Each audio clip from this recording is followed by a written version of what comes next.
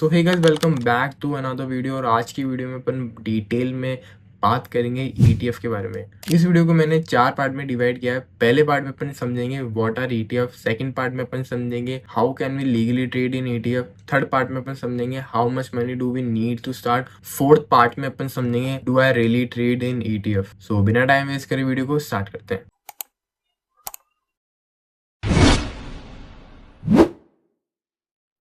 सो guys, अपना पहला part आता है व्हाट आर ईटीएफ। ईटीएफ को अपन एक्सचेंज ट्रेडेड फंड्स भी बोलते हैं। और मैं चाहूँगा कि आप एक पेन पेपर लेके बैठे, क्योंकि आपको ये एग्जांपल समझ में आ गया तो आपको समझ में आ जाएगा ईटीएफ एक्चुअली वर्क कैसे करते हैं। तो देखो क्या होता है, ये आप हो।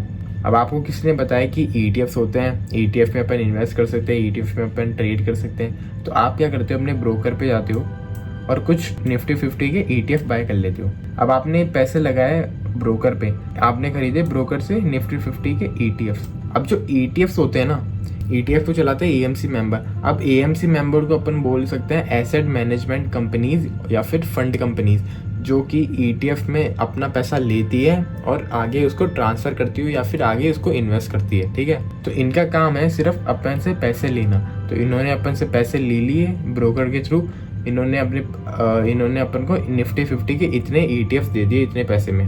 अब इनका काम आता है, जैसे इनके पास पैसे आते हैं, फंड्स आता है, तो ये क्या करते हैं, अपना पैसा लेके निफ्टी 50 में लगा देते हैं। निफ्टी 50 में जो कंपनीज होगी ना, जैसे रिलायंस है, एचडीएफसी है, इन्फोसिस है, आईसीआईसी बैंक है, टीसीएस है, या फिर बहुत सारी जो 50 कंपनीज है ना, उनमें थोड़ा थोड़ा जो भी निफ्टी 50 के इंडेक्स में कंपनीज का हिस्सा होगा ना, उतना हिस्सा लगा देती है। और फिर जो भी कंपनी जिसकी भी ग्रोथ होती है निफ्टी 50 में, उसको अपने रिटर्न्स में कैलकुलेट किया जाता है, वो अपन को रिटर्न देके जाता है, सिंपल एंड सोबर। तो देखो, जैसे एक एग्जांपल है कि निफ्टी 50 में एक्चुअली पैसा लगता कैसे है। अगर आपने निफ्टी 50 के ईटीएफ बाय करे तो देखो, जैसे मान लो ये पूरा सर्कल है निफ्टी 50 का सर्कल। अब निफ्टी 50 में 10% आपका, अगर मानो आपने 100 रुपये इन्वेस्ट करें तो 10 रुपये आपके रिलायंस के शेयर पे लगे, 8 रुपये आपके एचडीएफसी में लगे, 6 रुपये आपके आईसीआईसी बैंक में लगे, 4 रुपये आपके इसमें लगे, टीसीएस में भी आपके 4 रुपये लगे, और जो बाकी की 45 कंपनीज हैं उनमें आपके 65 रुपीज़ लगे हैं। तो ऐसे करके एएमसी कंपनीज आपका पैसा लेती है फंड के थ्रू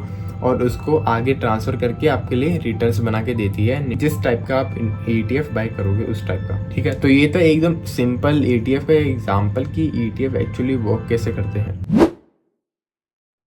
तो गाइस, अब आता है अपना सेकंड पार्ट आता है how can we legally trade और इन्वेस्ट इन ईटीएफ। तो देखो, सबसे पहले आपको चाहिए एक डीमेट अकाउंट। अगर आपके पास डीमेट अकाउंट नहीं है तो एक डिस्क्रिप्शन में लिंक होगी, उसको दबा के आप डीमेट अकाउंट अपना नया बना सकते हो। तो देखो, ये मेरा ब्रोकर है, तो यहाँ पे आप नीचे थोड़ा आओगे तो यहाँ पे आपको एक ईटीएफ का ऑप्शन मिलेगा। तो आपको सिर्फ इसको क्लिक करके यहाँ पे देखो, आपको बहुत सारी ईटीएफ मिलेगी अलग अलग टाइप्स की। तो देखो, अपने काम की है सिल्वर, गोल्ड, निफ्टी 50 और इंटरनेशनल, ये 4 मेन होती है ईटीएफ। तो आप नीचे आओगे तो देखो, यहाँ पे बहुत सारी टाइप्स के ईटीएफ है निफ्टी 50। इनमें से अपन एक चूज कर लेते हैं, सिल्वर एक्सचेंज ट्रेडेड फंड। ये जो ईटीएफ है ये सिल्वर के प्राइस पे डिपेंड करती है। इंटरनेशनल मार्केट में सिल्वर का प्राइस होगा डॉलर में, उसके फेयर प्राइस पे डिपेंड करता है इसका प्राइस। तो ये जो ईटीएफ है ये चला रही है टाटा कंपनी, इसके लिए इसका नाम है टाटा सिल्वर एक्सचेंज फंड।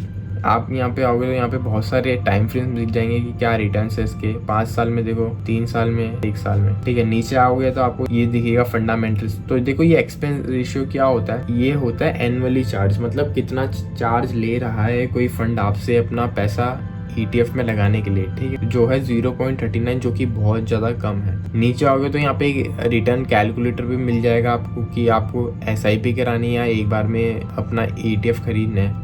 इन सब का हटा के ऊपर आएंगे तो आपको यहाँ पे एक राइट हैंड साइड में एक स्क्रीन दिखेगी।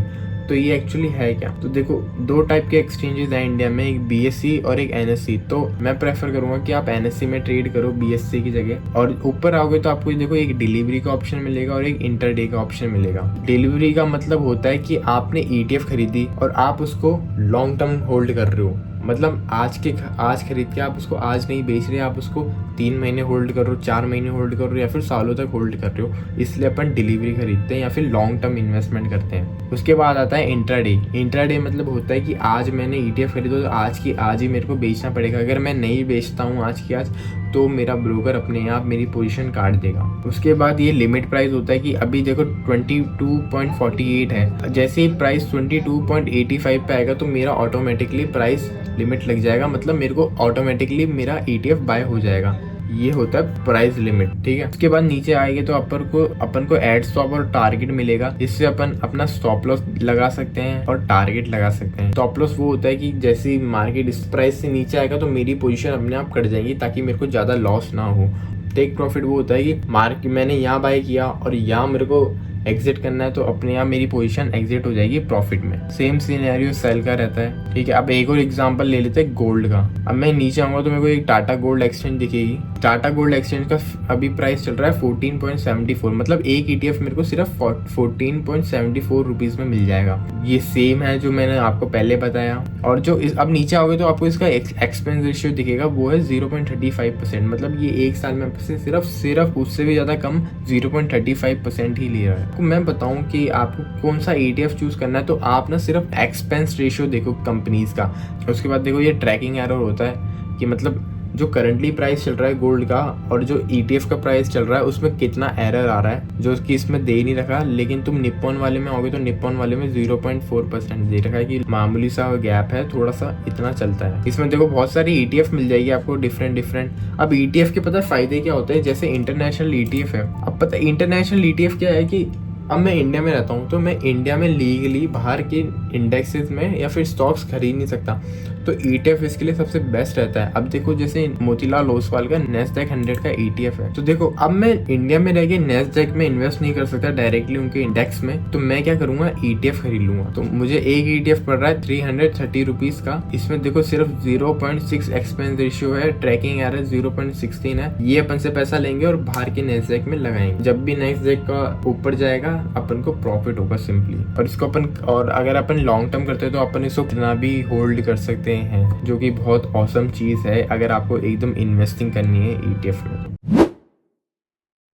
सो गाइस अपना थर्ड पॉइंट आता है, how much money do we really need to start.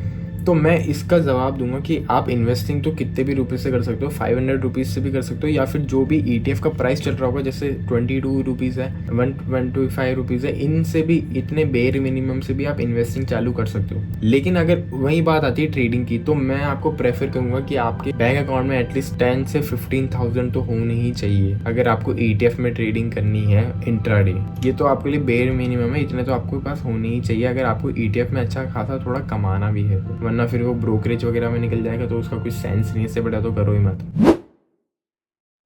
उसके बाद आता है fourth point, do I really trade in ETF। तो इसका जवाब है नो। अब मैं ऐसा क्यों बोल रहा हूँ, अब सपोज करो जैसे गोल्ड का चार्ट है, अब उसमें आपने देखा था उसमें एक तो ट्रैकिंग एरर आ रहा था थोड़ा बहुत कि प्राइस अगर पे आएगा तो वो थोड़ा सा ऊपर नीचे होगा ETF का प्राइस। ये फर्स्ट पॉइंट है। सेकंड पॉइंट आता है इंडियन मार्केट है ना, इंडियन मार्केट का टाइम है 9:15 से लेके 3:30 तक, और अभी कम और कर दिया है जो कि 3:15 तक हो गया। तो इसमें जो गोल्ड का इंटरनेशनल प्राइस है उसमें दिक्कत आती है। अब वो दिक्कत कैसे आएगी, जैसे रात में गोल्ड गिर गया या फिर शाम को गोल्ड गिर गया तो ETF में गोल्ड गिरेगा नहीं, उतने के उतने प्राइस में वो स्टॉप हो जाएगा। लेकिन जब नेक्स्ट डे मार्केट ओपन होगा, इंडियन मार्केट ओपन होगा, तो उसमें गैप अप आ जाएगा। तो इसलिए इसमें बहुत ज़्यादा दिक्कत आती है इंडियन मार्केट में ETF में ट्रेड करने के लिए गोल्ड और सिल्वर में। इसलिए मैं प्रेफर करूँगा कि अब आपके पास बहुत सारे प्लेटफॉर्म आ गए हैं जिसमें आप लीगली गोल्ड और सिल्वर में ट्रेड कर सकते हो इंडिया में रह के।